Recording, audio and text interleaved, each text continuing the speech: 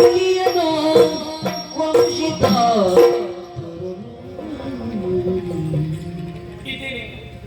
ಈಗ ತಾನೇ ದೇವರ ಕೋಣೆಯಲ್ಲಿ ಹೊತ್ತಿಸಿಟ್ಟಂತಹ ದೀಪವಿದು. ಇಲ್ಲಿಗೆ ನಿನ್ನ ಪರೀಕ್ಷೆಗೆ ಅರ್ಥವಾಗಿಲ್ಲ ನನಗೆ.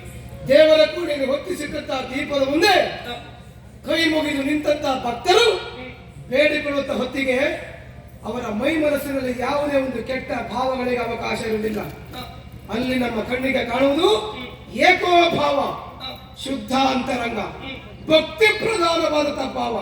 ಹೇಳಿದವ ನೀನು ವಂಶಿ, ನಿನ್ನನ್ನು ನಾನು ಪ್ರೀತಿಸ್ತೇನೆ, ಪ್ರೇಮಿಸ್ತೇನೆ, ಮದುವೆ ಆಗ್ತೀಯ ಎಂಬ ಹಾಗೆ ನೋಡೋಣ ನಿನ್ನ ಮೈ ಮನಸ್ಸಿನಲ್ಲಿ ವಂಶಿ ಕುರಿತಾದಂತಹ ಪ್ರೀತಿ ಪ್ರೇಮ ಎಷ್ಟರ ಮಟ್ಟಿಗೆ ಪ್ರಾಮಾಣಿಕವಾಗಿದೆ ಎಂಬುದನ್ನು ತಿಳಿಬೇಕು ಅಂತಾದ್ರೆ ಈಗ ತಾನೇ ದೇವರ ಕೋಣೆಯಿಂದ ತಂದಂತ ದೀಪವನ್ನು ಮುಟ್ಟಿ ಆಗ ಮಾಡಿ ಹೇಳು. ವಂಶಿ, ಕಾಯಿನ ವಾಚ ಮನಸ್ಸ, ದೇಹ ಮನಸ್ಸು ಮಾತು ಶ್ರೀಕರಣ ಶುದ್ಧತೆಯಿಂದ ನಾನಿನ ಆಚರಿಸ್ತಾ ಇದ್ದೇನೆ. ದೇವರ ಕೋಣೆಯಿಂದ ಈ ಜ್ಯೋತಿಯನ್ನು ಮುಟ್ಟಿದ್ರೆ ನಮ್ಮ ಪ್ರೇಮ ಜ್ಯೋತಿ ಬೆಳಗುತ್ತದಂತಾದ್ರೆ ನನ್ನ ಮಾತುಗಳನ್ನು ಕೇಳು. ಈ ಅಜ್ಞಾನಿಯಾಗಿ ನಾನೇ ನನ್ನ ಪ್ರೀತಿಸುತ್ತಿದ್ದ